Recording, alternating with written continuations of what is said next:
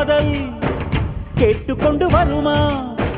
தோட்டத்துக்குள் பறவை வந்தால் வேலி என்ன தடுத்திடுமா? காதல் காட்டு செடி போலே கட்டளைகள் போடும் போதும் பூக்கள் பூக்க மறுத்திடுமா? புலி வாழும் குகையுள்ளே கிளி வாழும் வீரத்தை மனதோடு தந்திடுமே காதல்தான். இது போகும் வழியோ வெற்று பாதை, திரும்பும் வழியோ வெற்றி பாதை, திரும்பிய இதயத்தை அடைந்திடும் பயணம் இது. கடல் தாண்டும் பறவைக்கெல்லாம் வழியில் மரங்கள் கிடையாது, ஆனாலும் கண்டம் தாண்டும் சிறகுகள் வலிக்காது.